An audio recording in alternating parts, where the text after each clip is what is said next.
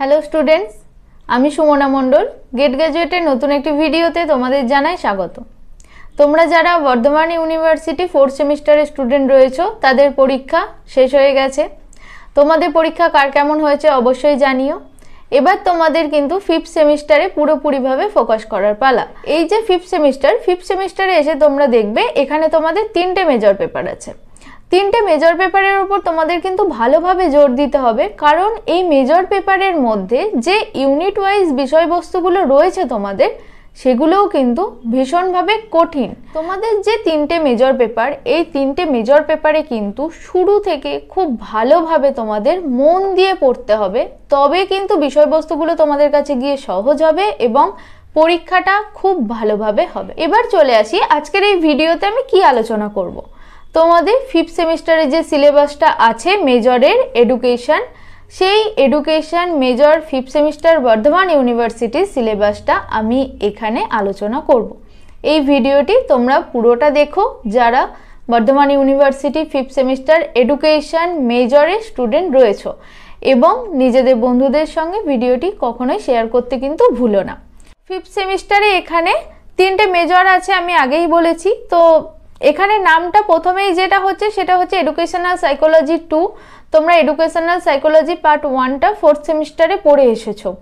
এখানে যেটা আছে সেটা হচ্ছে এডুকেশনাল সাইকোলজি পার্ট 2। নেক্সট যেটা রয়েছে সেটা হচ্ছে development of education in post independence period, মানে স্বাধীনতার পরবর্তীকালে যে সমস্ত কমিশনগুলো আছে সেই কমিশনগুলোর উপর ভিত্তি করে যে শিক্ষা ব্যবস্থাটা চলেছে সেই শিক্ষা ব্যবস্থা সম্পর্কে তোমাদের এই পেপারে জানতে হবে। এবং তার যে মেজর পেপারটা আছে সেটা হচ্ছে educational thoughts and ideas of great Indian educators. বিভিন্ন শিক্ষাবিদদের সম্পর্কে এখানে কিন্তু জানতে হবে। তোমরা আগে পড়েছো বিভিন্ন শিক্ষাবিদদের সম্পর্কে, কিন্তু সেখানে হয়তো একজন দুজন তিনজন এরকম ভাবে কোনো একটা ইউনিটে তোমরা জেনেছো, কিন্তু এখানে তোমাদের পুরো একটা পেপার শিক্ষাবিদদের ওপর, এবং এখানে কতগুলো শিক্ষাবিদ আছে সমস্ত কিছু কিন্তু এই সিলেবাসটা তোমরা আগে ভালো করে দেখবে, তারপরে আমার কথাগুলোর গুরুত্বটা একটু বোঝার চেষ্টা করো নিজেরাই। তোমাদের 5th সেমিস্টারে প্রথম যে পেপারটা রয়েছে সেটা হচ্ছে এডুকেশনাল সাইকোলজি। এখানে তোমাদের 75 মার্কসেরই এক্সাম হবে, তোমরা যেমন দিয়ে এসেছো। 60 হচ্ছে তোমাদের রিটেন এক্সাম এবং 15 হচ্ছে তোমাদের অ্যাটেন্ডেন্সের ওপর নির্ভর করে বা যে অ্যাসাইনমেন্ট দেবে তার উপরে নির্ভর করে তোমাদের সেই নাম্বারটা থাকবে। তো এখানে এডুকেশনাল সাইকোলজি পার্ট 2তে ফার্স্ট ইউনিটেই যেটা আছে সেটা হচ্ছে সোশ্যালাইজেশন। সোশ্যালাইজেশনের meaning, process and factors of socialisation, মানে হচ্ছে সামাজিকীকরণ। সামাজিকীকরণ কি, সামাজিকীকরণের অর্থ কি, সামাজিকীকরণ একটি প্রক্রিয়া, তো কেন এটাকে প্রক্রিয়া বলা হচ্ছে সেই সম্পর্কে জানতে হবে। আর যেটা জানতে হবে সেটা হচ্ছে এই সামাজিকীকরণের বিভিন্ন উপাদান রয়েছে, কোন কোন উপাদানের উপর ভিত্তি করে সামাজিকীকরণ গড়ে ওঠে সেই সম্পর্কে জানতে হবে। তারপরে যেটা এই ইউনিটের মধ্যেই রয়েছে সেটা হচ্ছে role of the parents and the teachers in the process of socialization. এই যে সামাজিকীকরণ, সামাজিকীকরণে পিতামাতা এবং শিক্ষক শিক্ষিকার কি ভূমিকা সেই সম্পর্কে জানতে হবে। এর সাথে রয়েছে সোশ্যাল কন্ট্রোল, মানে সামাজিকভাবে নিয়ন্ত্রণ, যেটা সামাজিক নিয়ন্ত্রণ সম্পর্কে জানতে হবে। তার meaning and types of social control, সামাজিক নিয়ন্ত্রণের অর্থ এবং ধরন সম্পর্কে জানতে হবে। এজেন্সিস অফ সোশ্যাল কন্ট্রোল, সামাজিক নিয়ন্ত্রণে যে সমস্ত সংস্থা আছে সেই সমস্ত সংস্থা সম্পর্কে জানতে হবে। এর পাশাপাশি জানতে হবে social mobility, meaning and types. তো সোশ্যাল মোবিলিটির অর্থ এবং ধরন সম্পর্কে তোমাদের জানতে হবে। এটা তোমাদের ইউনিট 2তে চলে আসছে। ইউনিট 2 এর পরের পার্ট হচ্ছে causes and factors of social mobility, সামাজিক সচলতা। এই সামাজিক সচলতার যে কারণ সেই কারণ এবং উপাদান সম্পর্কে জানতে হবে। মোবিলিটি ইন ইন্ডিয়ান সোসাইটি, ভারতীয় সমাজে সচলতা বলতে কি বোঝানো হচ্ছে সেই সম্পর্কিত বিষয়বস্তু এখানে জানতে হবে। ইউনিট 3তে যেটা আছে সেটা হচ্ছে cultural change and cultural lag. Cultural change মানে হচ্ছে সাংস্কৃতিক পরিবর্তন এবং কালচারাল ল্যাগ মানে হচ্ছে সাংস্কৃতিক ব্যবধান। এই সাংস্কৃতিক পরিবর্তন এবং সাংস্কৃতিক ব্যবধান সম্পর্কে তোমাদের ইউনিট 3তে জানতে হবে। এর পাশাপাশি এডুকেশন অ্যাজ কালচারাল ডিটারমিনেট, মানে সাংস্কৃতিক যে সমস্ত নির্ধারকগুলো থাকে, এই যে ধরো সাংস্কৃতিক পরিবর্তন বলছি, সাংস্কৃতিক ব্যবধান বলছি, এর তো কিছু নির্ধারক রয়েছে। সেই নির্ধারক সম্পর্কে শিক্ষা কিভাবে প্রভাবিত করছে সেই সম্পর্কে জানতে হবে। এডুকেশন ফর মাল্টিকালচারাল সোসাইটি, বহু সাংস্কৃতিক সমাজে শিক্ষা কিভাবে প্রভাব বিস্তার করছে সেই সম্পর্কে জানতে হবে। এবার আসি ইউনিট 4-এ। ইউনিট 4-এ তোমাদের যে কন্টেন্টটা আছে সেটা হচ্ছে social institution and agencies of education. এখানে শিক্ষার দিক থেকে মানে সমাজের বিভিন্ন সংস্থা এবং প্রতিষ্ঠান সম্পর্কে তোমাদের জানতে হবে। এবার সমাজে কোন কোন প্রতিষ্ঠান থাকে সেই সম্পর্কে আমাদের জানতে হবে। যেমন হচ্ছে প্রথমেই হচ্ছে ফ্যামিলি, পরিবার, তারপর হচ্ছে স্কুল, বিদ্যালয়, স্টেট আমাদের রাজ্য, মাস মিডিয়া মানে হচ্ছে গণমাধ্যম, এই সম্পর্কে তোমাদের জানতে হবে। এবং educative role of the above social agencies, প্রত্যেকটা এই যে সোশ্যাল এজেন্সিসগুলো আছে এদের কি রোল, এদের কি ভূমিকা সেই সম্পর্কে তোমাদের জানতে হবে। তাহলে ফার্স্ট যে পেপারটা এটা হচ্ছে এডুকেশনাল সোশিওলজি 2। এই পেপারটাতে এই সমস্ত কন্টেন্টগুলো আছে এবং প্রত্যেকটা বিষয় কিন্তু তোমরা খুব ভালোভাবে একটু দেখে নিও সিলেবাসটাই। এবার চলে আসি সেকেন্ড পেপারে। তোমাদের সেকেন্ড পেপারের নাম হচ্ছে development of education in post independence period. তোমাদের বললাম যে স্বাধীনতার পরবর্তীকালে শিক্ষার যে সময়কালটা সেই সময়কালে কিভাবে বিকাশ হয়েছিল সেই সম্পর্কিত ধারণা তোমাদের এই পেপারে রয়েছে। এখানে প্রথমেই যেটা আছে ইউনিট 1। ইউনিট 1-এ রয়েছে তোমাদের ইউনিভার্সিটি এডুকেশন কমিশন 1948 থেকে 49, অর্থাৎ 1947 সালে যখন ভারতবর্ষ স্বাধীন হয় তার পরবর্তীকালে প্রথম যে শিক্ষা কমিশন গড়ে ওঠে স্বাধীন ভারতে সেটাই হচ্ছে আমাদের রাধাকৃষ্ণন কমিশন বা বিশ্ববিদ্যালয় কমিশন।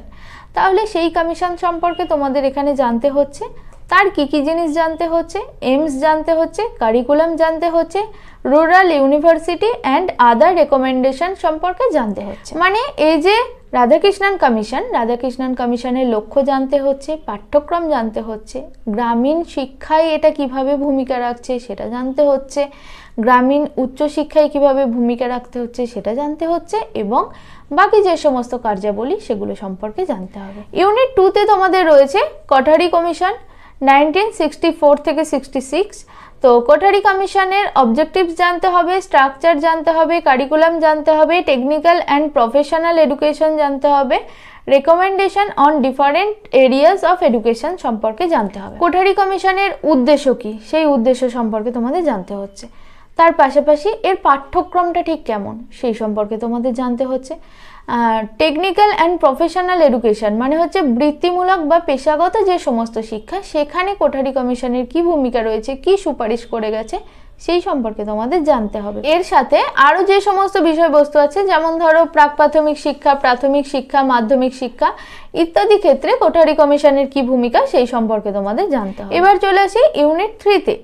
ইউনিট 3-তে যেটা আছে সেটা হচ্ছে present position of elementary education. তার সাথে রয়েছে universal elementary education, free, compulsory and universal education in India. এই যে এলিমেন্টারি এডুকেশন মানে হচ্ছে প্রাথমিক শিক্ষা। প্রাথমিক শিক্ষাকে আমাদের জানো তোমরা যে 6 থেকে 14 বছর বয়সী শিশুদের জন্য প্রাথমিক শিক্ষাকে কি করা হয়েছে, বাধ্যতামূলক করা হয়েছে, অবৈতনিক করা হয়েছে। তো এই যে জায়গাগুলো এই জায়গাগুলো সম্পর্কে তোমাদের জানতে হবে যে সার্বজনীন যে প্রাথমিক শিক্ষা সেই সার্বজনীন প্রাথমিক শিক্ষাকে কোথায় ফ্রি মানে হচ্ছে অবৈতনিক, বাধ্যতামূলক এবং সবার জন্য শিক্ষা, এই ব্যাপারগুলো কিভাবে উঠে এসেছে, কেন হয়েছে এই সম্পর্কে জানতে হবে। এবং বর্তমানে প্রাথমিক শিক্ষার যে বৈশিষ্ট্য সম্পর্কে তোমাদের জানতে হবে এবং ভূমিকা সম্পর্কে জানতে হবে। এর পাশাপাশি জানতে হবে language policy in education as recommended by different commission and committees. তাহলে এই যে ধরো প্রাথমিক শিক্ষা বলছো, মাধ্যমিক শিক্ষা বলছো, উচ্চ শিক্ষা বলছো, সমস্ত শিক্ষা ব্যবস্থা এবং তার সঙ্গে সঙ্গে কি আছে বিভিন্ন কমিশনের বিভিন্ন মতামত আছে। এই কমিশন বিভিন্ন শিক্ষার ক্ষেত্রে মানে শিক্ষা স্তরগুলোর ক্ষেত্রে কোন ল্যাঙ্গুয়েজ বা কোন ভাষার মাধ্যমে তারা শিক্ষাদানের কথা বলেছেন সেই সম্পর্কে কিন্তু এখানে জানতে হবে। তোমরা যদি দেখে থাকো যে প্রাথমিক শিক্ষা স্তরে শিশুকে মাতৃভাষার মাধ্যমে কিন্তু শিক্ষা দিতে হবে, কারণ মাতৃভাষাতে শিশুকে আগে সাবলীল করে তুলতে হবে। শিশু যেহেতু মাতৃভাষাটাকে প্রথমে শিখছে সেই জন্য সে যাতে নিজের মনের ভাবটা প্রকাশ করতে পারে, শিখতে পারে। এবার মাতৃভাষার সাথে সাথে সে যখন বড় হচ্ছে তখন তাকে আরেকটা ভাষা শিক্ষা দিতে হবে, সে যখন মাধ্যমিক স্তরে যাচ্ছে তখন 3টে ভাষা শিক্ষা তাকে দিতে হবে। তো এই যে ল্যাঙ্গুয়েজ পলিসি, এই সম্পর্কে বিভিন্ন কমিশনের মতামত কিন্তু তোমাদের এখানে জানতে হবে। এরপরে আসি ইউনিট 4-এ।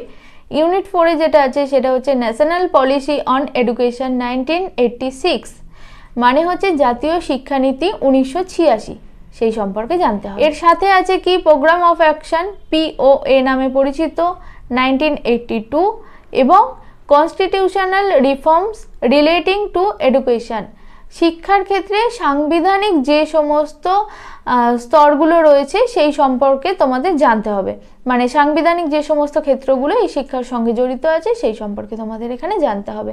এটা তোমাদের গেল যে সেকেন্ড পেপারটা রয়েছে সেই সেকেন্ড পেপারটা। তো তোমরা নিশ্চয়ই বুঝতে পারছো যে সিলেবাসটা তোমাদের কতটা বড় এবং কতটা তোমাদের ডিপলি বিষয়বস্তুগুলোকে জানতে হচ্ছে। এই যে এতটা তোমাদের ডিসকাস করলাম, এটা হলো মাত্র 2টো মেজর পেপার, এবং এরপরে আবার তোমাদের আরেকটা মেজর পেপার আছে, মানে 3 নম্বর মেজর পেপারে এবার আমরা ঢুকবো। তো প্রথমেই যে তোমাদের বলি যে পেপারটার নামই হচ্ছে educational thoughts and ideas of great Indian educators. এখানের মধ্যে দেখো এক একটা ইউনিটে 2টো করে তোমরা এডুকেটার্স পাবে। প্রথম যে ইউনিটটা, ইউনিট 1-এ আছে দেখো রাজা রামমোহন রায়। রাজা রামমোহন রায়ের কি কি জানতে হচ্ছে? Philosophy of life, activities, ideas on education and women education. তাহলে এখানে রাজা রামমোহন রায়ের শিক্ষা দর্শন সম্পর্কে তোমাদের জানতে হচ্ছে, তার জীবন দর্শন সম্পর্কে তোমাদের জানতে হচ্ছে, তার বিভিন্ন কার্যাবলী সম্পর্কে জানতে হচ্ছে, চিন্তা ভাবনা সম্পর্কে জানতে হচ্ছে, আর কি নারী শিক্ষায় তার যে ভূমিকা সেই সম্পর্কে কিন্তু জানতে হচ্ছে। এটা হচ্ছে রাজা রামমোহন রায়। এবং এই ইউনিটের সঙ্গে তোমাকে আরেকটা জানতে হচ্ছে, সেটা হচ্ছে ঈশ্বরচন্দ্র বিদ্যাসাগর। ঈশ্বরচন্দ্র বিদ্যাসাগরের এডুকেশনাল ফিলোসফি জানতে হচ্ছে, AIIMS of education, method of instruction, activities and idea on women education.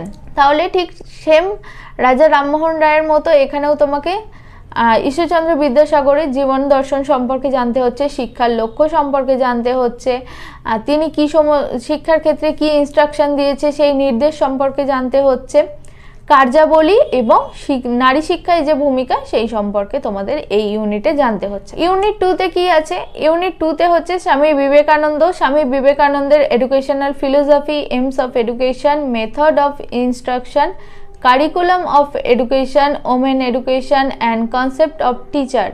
তাহলে প্রত্যেকটার মতোই জীবন দর্শন, লক্ষ্য, নারী শিক্ষা সবকিছু জানতে হচ্ছে, তার সঙ্গে একটা এক্সট্রা জানতে হচ্ছে, সেটা হচ্ছে কনসেপ্ট অফ টিচার, মানে শিক্ষক হিসাবে কিভাবে একজন শিক্ষককে আদর্শ শিক্ষক হতে হয় সেই সম্পর্কে কিন্তু তিনি কিছু নির্দেশ দিয়েছেন, সেগুলো সম্পর্কে জানতে হবে।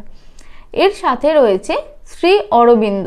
অরবিন্দের কি জানতে হচ্ছে? এডুকেশনাল ফিলোসফি জানতে হচ্ছে, এইমস অফ এডুকেশন জানতে হচ্ছে, method of instruction, curriculum of education and concept of teacher. একইভাবে ঠিক এই জিনিসগুলো জানতে হচ্ছে। ইউনিট 3-তে আসি। ইউনিট 3-তে দেখো Rabindranath Tagore, educational philosophy, aims of education, method of instruction, curriculum of education and Santiniketan school.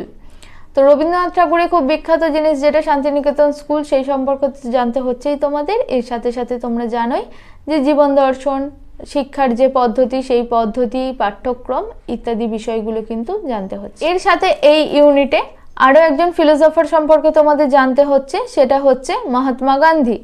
Mahatma গান্ধীর educational philosophy, aims of education, method of instruction, curriculum of education and basic education. তো মহাত্মা গান্ধীর বেসিক এডুকেশনটা তোমরা অনেকে 4th সেমিস্টারে পড়ে এসেছো, সুতরাং মহাত্মা গান্ধীর ওই যে ছোট বেসিক এডুকেশনটা সেখানেই পড়ে এসেছো, কিন্তু এখানে শুধু সেই বেসিক এডুকেশনে শেষ হচ্ছে না।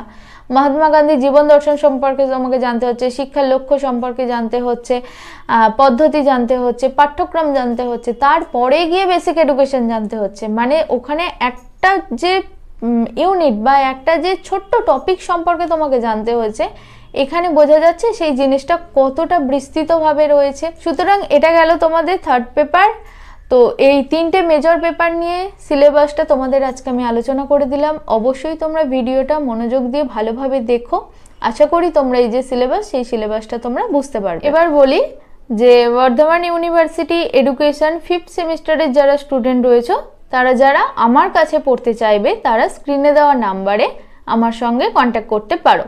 তোমরা এই নাম্বারে হোয়াটসঅ্যাপ করবে। 5th সেমিস্টারের ব্যাচ সম্ভবত নভেম্বরের লাস্ট উইক নাগাদ শুরু হচ্ছে।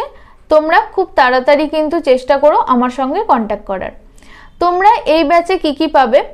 এই ব্যাচে তোমরা সপ্তাহে 2 দিন করে ক্লাস পাবে, তার সঙ্গে রেকর্ডেড ক্লাস পাবে। আর যে জিনিসটা পড়ানো হবে সেটা তোমরা নোটসটা পাবে পিডিএফ আকারে। এর সঙ্গে তোমরা সমস্ত গাইডেন্সও কিন্তু পাবে, মানে ইন্টারনাল থেকে শুরু করে শর্ট কোয়েশ্চেন, ব্রড কোয়েশ্চেন থেকে শুরু করে সাজেশন পর্যন্ত, পরীক্ষার লাস্ট মিনিট পর্যন্ত তোমরা সমস্ত গাইডেন্স কিন্তু পাবে। তো তোমরা যারা ইন্টারেস্টেড তারা আমার সঙ্গে কন্ট্যাক্ট করতে পারো। তো স্বল্প মূল্যের বিনিময়ে অবশ্যই এই কোর্সটি তোমরা কিন্তু পারচেস করে নিতে পারো। এখানে তোমরা মান্থলি ফিস দিয়েও কিন্তু পড়তে পারো।